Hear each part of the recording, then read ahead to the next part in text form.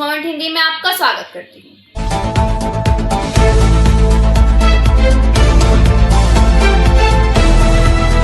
दिल्ली के जंतर मंतर पर महिला छात्र के साथ कथित मारपीट और दुर्व्यवहार के आरोप को लेकर देश भर में राजनीतिक प्रतिक्रिया सामने आ रही है। इसी मुद्दे पर हमने बात किया है सीपीएम की महिला नेता शिल्पी चक्रवर्ती से। आइए सुनते हैं इस पूरे घटनाक्रम में उनका क्या कहना है। তো ওখানে আমাদের পার্টি লোকরাও গেছিল, আইসি গ্রুপ গেছিল, নেহা মোরা গেছিলেন, এরা সবাই গেছিল। কিন্তু তাতেও পুলিশ যখন মারধর করে তখন ওরা স্পেশালি টার্গেট করেছে মেয়েদেরকে। সেই ব্যাপারে আপনার কি মতামত? মেয়েদেরকে বিজেপি গভর্নমেন্ট প্রথম থেকেই টার্গেট করেছে। রাজনীতির ময়দানে মেয়েদেরকে ওরা যে টার্গেট করবে, যে কোনো প্রোটেস্টে মেয়েদের টার্গেট করবে, এটাই স্বাভাবিক। কারণ আপনারা জানেন যে ভারতবর্ষের এখন মেয়েদের যে আবাদি, যে ভোটার সংখ্যা বলুন বা জেনজি ৩৩ করোড়, মানে কোটি আপনার জেনজি এখন সারা ভারতবর্ষে। নিউ যে জেনারেশন জেড, এই ৩৩ কোটি আবাদি, সেখানে একটা বড় অংশ মেয়েরা রয়েছে। তারা সিস্টেমের দিকে প্রশ্ন করছে, তারা পড়াশোনা নিয়ে কথা বলছে, তারা হেলথ নিয়ে কথা বলছে। ফলে সরকারের চোখে আঙুল দেখিয়ে যখন একটা পুরুষের সাথে একটা মহিলার জেদ মিলে যাচ্ছে, সরকারের কাছে সেটা চ্যালেঞ্জ। সেজন্যই ওরা মেয়েদেরকে সব টার্গেট করেছে। আর ওরা অ্যাকচুয়ালি মনুবাদী সংস্কৃতিতে বিশ্বাসী, যেখানে মেয়েদেরকে ওরা ঘরের মধ্যে থাকবে, রান্না বান্না করবে, বাচ্চার জন্ম দেবে এবং ওই শ্বশুর বাড়ি পালন করবে, স্বামীর সেবা করবে, সন্তানের সেবা করবে, এটাই ওদের সংস্কৃতি। ফলে মেয়েরা বাইরে দাঁড়িয়ে সরকারের বিরুদ্ধে চোখে চোখ রেখে কথা বলবে, এটা ওদের কাছে একটা কাম্য নয়। ফলে আক্রমণ তো মেয়েদেরকে করবেই। আবার অপরদিকে নির্বাচনের সময় ধরুন মেয়েদের ভোটটা নেবার জন্য মানে ৬৩% আমাদের যে মেয়ে রাজ্যের বাদ দিল, এটাও তো ওদের সব টার্গেট করেই ওরা বাদ দিয়েছে। যে ভোটের ময়দানে আজকে অর্ধেক আসমান হচ্ছে মেয়েরা দাবিদার ভোটের, সেখানে যে কোনো সরকারকে চ্যালেঞ্জ জানাবার মতো ওরা জায়গায় আছে। ফলে মেয়েরা সব টার্গেট ওদের একদম ওদের এজেন্ডাতেই এটা। তার জন্য ওরা পড়াশোনা যারা করছে, তারা কথা বলছে, সিস্টেমকে প্রশ্ন করছে। आइए शुरू करते हैं शिल्पी चक्रवर्ती जी के इंटरव्यू। কিন্তু এটা খুব বেশি করে প্রচার করতেছে, যেদিন যে গভর্নমেন্টের প্রধান স্পিকার দিচ্ছে সেদিন কিন্তু ওরা কিছু মেয়ে উলঙ্গ হয়ে ডান্স করেছেন। এবারে ওরা এইটাকে খুব প্রচার করছেন, এটা তো ইন্ডিয়ান কালচার নয়। সেই ব্যাপারে আপনার কি মনে হয়? এটা কোথাও দেখিয়েছে যে মেয়েরা এইভাবে ডান্স করেছে? কোথাও ওরা করেনি। ভিডিও পাঠিয়েছে। ওরা ভিডিও পাঠিয়েছে, সেই ভিডিও সত্যতা যাচাই হয়েছে কিনা আমার জানা নেই। কিন্তু যে ভিডিওর সত্যতা যাচাই আছে, অনেক সাংবাদিক দেখিয়েছে, একজন মেয়ে একটা শার্ট পরা রয়েছে, প্যান্ট পরা আছে, একজন পুলিশ অফিসার হাঁটু দিয়ে তার বুকের মধ্যে চেপে ধরে, যেমন ব্ল্যাক লাইভস ম্যাটার হয়েছিল, যে আমি নিঃশ্বাস নিতে পারছি না আমেরিকার, সেই রকম যে হাঁটু দিয়ে গেড়ে পুলিশটা ওর রীতিমতো ব্রেস্টের মধ্যে হাত দিয়ে ওকে যেভাবে মলেস্ট করেছে, সেই বিষয়টা কিন্তু সবাই দেখেছে। এবং এটা যখন চারিদিকে ভাইরাল হয়েছে, তখনই পাল্টা এই ধরনের ফেক নিউজ ওরা হচ্ছে বাজারে প্রচার করেছে। এটা হচ্ছে চরম নিন্দনীয় ঘটনা। আপনি মেয়ের হিসাবে, মানে মহিলার সংগঠনের হিসাবে আপনার কি প্রতিক্রিয়া? দেখুন, আজকে বহুদিন ধরে আমাদের রাজনীতি, ডক্টর রাজেন্দ্র প্রসাদ থেকে শুরু করে সেই সময় স্বাধীনতা আন্দোলনে যারা যুক্ত ছিল, তাদের যে ধারাবাহিকতা, তাদের যে পরম্পরা ছিল, সেই রাজনীতি আজকে দুর্বৃত্তায়নে ভরে যাওয়া একটা বেশ কয়েকটা বছর ধরে এটা চলেছে। এবং রাজনীতি মানে কামিয়ে নেওয়ার জায়গা, যে কেউ এসে রাজনীতি করতে পারে, সেখানে শিক্ষার কোনো দাম নেই, পয়সা দিয়ে কেনা হতে পারে।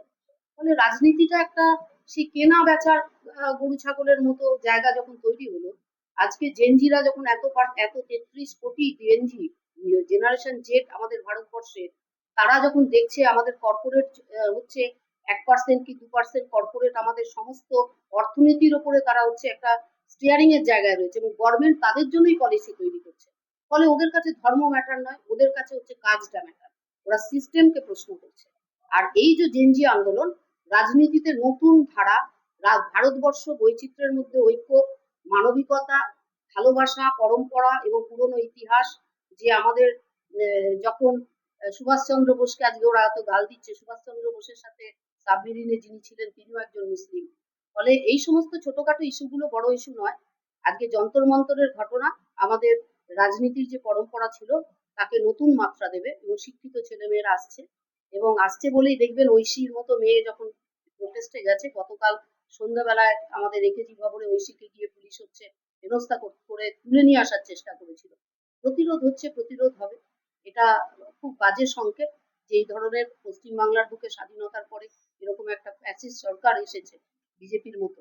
ফলে আমাদের সংঘর্ষ যেমন হবে, সংঘর্ষের মধ্যে থেকে আমরা মনে করি নতুন ভোট হবেই হবে। তো ওখানে দুটো মহিলা ছিল, একটা আইসি ঘোষ, একটা নেহা বোরা। নেহা তো আইসি ঘোষ তো এসএফআই, আর নেহা বোরা হচ্ছে আইসার, এআইএসএফ। এদের দুজনের মধ্যে কিন্তু সবাই বেশি করে প্রেফার করছে নেহা বোরা। সেই ব্যাপারে আপনার কি মনে হয়? এটা কিছু বলার নেই, কাউকে আগে রাখবে কাউকে পরে রাখবে, বোথ আর সেম। তারা দে আর এডুকেটেড, ফলে ওদের শিক্ষা কথা বলছে, ফলে যন্তর মন্তরের ওই জায়গাতে তারা তো কোনো অন্য কোনো কথা বলেনি। তারা হচ্ছে তাদের দাবি দেওয়া, তাদের আগামী যে ভবিষ্যতের যে সরকার কি সিদ্ধান্ত নেবে সেই দিকে চোখে আঙুল তুলে দেখিয়েছে। ফলে এখানে এই আলাদা করে যখনই সংঘবদ্ধ হবে তখনই তো আলাদা করতে হবে, ধর্মের ভিত্তিতে আলাদা। আবার ঐশী ভালো না নেহা বোরা ভালো এটাকে হচ্ছে ইস্যু করবে, এগুলো কোনো না, ইস্যু। ভালো আমি বলছি না, কিন্তু হ্যাঁ, ও বেশি প্রচার। প্রচারটা হ্যাঁ, করছে। প্রচার সে তো কাউকে বেশি করবে, কাউকে কম করবে। সেটা নিয়ে আমাদের আর কিছু বলার নেহা বোরা ভালোই আসামি। I think she is Assami. Movement team के साथ आज हमारे विशेष संवाद में मौजूद हैं सीपीएम के वरिष्ठ नेता कामरेड पार्थो मुखर्जी। पश्चिम बंगाल में सीपीएम कार्यालय पर कथित हमले और पार्टी कार्यालय की ढहाई जाने पर आरोप को लेकर राजनीतिक माहौल गर्म है। आइए सुनते हैं इस पूरे मुद्दे पे उनका पक्ष। इंटरव्यू बीजेपी कार्यकर्ता द्वारा सीपीएम पर हमला। ডাবল ইঞ্জিন গভর্নমেন্ট আসার পরে ওয়েস্ট বেঙ্গলে যারা বিরোধী গভর্নমেন্ট যারা লিড করছে তারা কিন্তু টিএমসি অফিসগুলোকে ভাঙচুর তো করছেই, টিএমসি লোকগুলোকে অ্যারেস্ট করাচ্ছে। এবারে কিন্তু ওরা স্টার্ট করেছে সিপিএম এর লোকগুলোকে ভাঙচুর করা, সিপিএম এর লোকগুলোকে মারপিট করা। কালকেও একটা বাড়াবাড়িতে ওরা ডিওয়াইএফআই মেমোরেন্ডাম দিয়েছে, জামুরিয়াতে দিয়েছে। তো সেই ব্যাপারে আপনার কি মতামত? নির্বাচনের পর তৃণমূলকে তাদের পকেটে ধরতে পেরেছে বিজেপি। তাদের একটা ছোট অংশ তাদের উপরে, যারা নিচের তলার কর্মী তাদের উপরে আক্রমণ ভাঙচুর এটা চলছে। যারা উচ্চ স্তরে আছে, যাদের বিরুদ্ধে যুদ্ধ ঘোষণা করেছিল অভিষেক বন্দ্যোপাধ্যায়, মমতা বন্দ্যোপাধ্যায়, যারা শীর্ষ নেতৃত্ব, তাদের বিরুদ্ধে কিন্তু কোনো ব্যবস্থা হয়নি। যা হচ্ছে তৃণমূলের নিচের তলার কর্মীরাই তাদের আক্রান্ত করছে, ভাঙচুর হচ্ছে। বামপন্থীদের উপর আক্রমণ হয়নি, এটা খুব স্বাভাবিক কথা এবং এটা আমরা জানতাম। আমরা মানুষকে বোঝানোর চেষ্টা করেছিলাম, সেই কাজটা ওরা শুরু করেছে। এবং গণতান্ত্রিক পদ্ধতি বলতে যা বোঝায় সেই পদ্ধতি নেই বললেই হতে চলে। আর ডবল ইঞ্জিনের সরকার বলে কিছু হয় না, কারণ মধ্যবর্তী সময়ে আমাদের পৌরসভা পঞ্চায়েতগুলি এগুলো একটা স্বশাসিত সরকার। ফলে সেগুলোকে বাদ দিয়ে যদি মনে করে যে স্টেট গভর্নমেন্ট আর হচ্ছে যে সেন্ট্রাল গভর্নমেন্ট চালাবে, মাঝে স্বশাসিত সংস্থাগুলোকে তারা গুঁড়িয়ে দেবে, তাহলে মনে রাখতে হবে যে গণতান্ত্রিক প্রক্রিয়া বা আমাদের ক্ষমতা বিকেন্দ্রীকরণের যে কথাগুলিতে বলা হয়েছে, জনগণের হাতে ক্ষমতার যে অধিকার, সেই অধিকার থেকে ওরা লুণ্ঠন করতে চাইছে। এবারে তো ওরা তো সুপ্রিম কোর্টের কেউ নিজের হাতে রেখে নিয়েছে, কেননা CBI chief justice of India उन्होंने এটা বলে দিলেন যে हमारे पास टाइम नहीं है ये वीडियो देखने का। तो एक ऐसी अवस्था में आप लोग क्या करेंगे? এর যদি আপনারা কি করে মোকাবিলা করবেন? আগে তো আমরা কোর্টে চলে যেতাম, এখন কোর্টে যেতে পারবো না। প্রাথমিকভাবে যে কথা উনি বলেছিলেন, পরবর্তীকালে সেই জায়গা থেকে ফিরে আসতে হয়েছে সুপ্রিম কোর্ট। মনে রাখতে হবে জনমতের একটা চাপ আছে, জনগণের একটা চাপ আছে। এই চাপের ফলে তরুণ প্রজন্ম সম্পর্কে যে কথা বলা হয়েছে, সেই কথাই হচ্ছে যে মনে রাখতে হবে তাদের কাছে পরাস্ত হচ্ছে। আজকে বলেছিল 3 প্রজন্ম মনে রাখবে, আস্তে আস্তে ছেড়ে দিতে হচ্ছে। ফলে আইন আদালতের উপরে ভরসা আমাদের রাখতেই হবে, আর জনগণের উপরেও ভরসা রাখতে হবে। নিশ্চিতভাবেই জনস্রোত আছড়ে পড়বে ওদের বেআইনি কার্যকলাপের বিরুদ্ধে। ফলে কোর্ট আদালত এর বাইরেও একটা জনগণের আদালত বলে জিনিস আছে, সেই আদালতেও কিন্তু বিচার হয় শাসক গোষ্ঠীর। কালকে আপনাদের একটা মিটিং আছে, নতুন পরিস্থিতি করে মোকাবিলা করবেন, সেটা একটুখানি শর্টে বলুন। গতকাল সে মিটিং হয়েছে আমাদের, গতকাল সে সভা হয়েছে, মোহাম্মদ সেলিম ওখানে উপস্থিত ছিলেন। তিনি স্পষ্টতই বলেছেন যে নয়া ফাঁসিবাদ বলতে উনি বোঝাতে চাইছেন যে হিটলারের সময় যেমন সব গণতান্ত্রিক সংস্থাগুলিকে ভেঙে ফেলা হয়েছিল, ভেঙে দিয়ে তিনি একচ্ছত্র আধিপত্য অর্জন করেছেন। এখানেও মোদী একচ্ছত্র আধিপত্য গ্রহণ করছেন, কিন্তু মনে রাখতে হবে প্রত্যেকটা সংস্থা দেখেই সেগুলোকে দখল করে নিয়েছেন। এটা নতুন ধরনের একটা ফাঁসিবাদ। নির্বাচন কমিশন তার হাতে, কোর্টকে তিনি করায়ত্ত করতে চাইছেন এবং সার্বিকভাবেই একটা বড় অংশের মানুষকে ভোটাধিকার থেকে বঞ্চিত করছেন। এই বঞ্চিত অধিকারের উপরে দাঁড়িয়ে লুণ্ঠন করছেন মানুষের অধিকার। এটার ভিত্তিতে তারা সংখ্যাগরিষ্ঠতার কথা এবং নয়া ফাঁসিবাদের কথা তারা হচ্ছে বলছেন। সেলিমদার কথা হচ্ছে এটাই যে আমাদেরকে প্রতিরোধ করতে হবে। প্রতিরোধ মানে তো ইট পাটকেল মেনে নয়। প্রতিরোধ মানে হচ্ছে মানুষের জনস্রোত আচড়ে পড়বে শাসক গোষ্ঠীর বিরুদ্ধে। এই ধরনের দ্রুত তা হকার উচ্ছেদের মধ্যে দিয়ে তা প্রমাণিত হয়েছে। আমরা বলেছি বার্নপুর শহরটা কারণ নয়, বার্নপুর শহরটা আমাদের। এই রক্তভাবে গড়ে উঠেছে বার্নপুর শহর।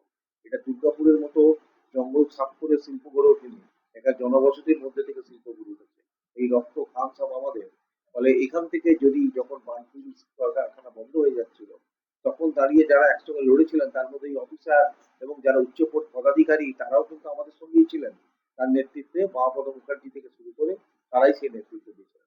আজকে তারা বাইরের দিকে এসেছেন, তারা বুঝতে পারছেন না বার্নপুরের ফলসটা, কিন্তু এর প্রত্যাঘাত হবেই।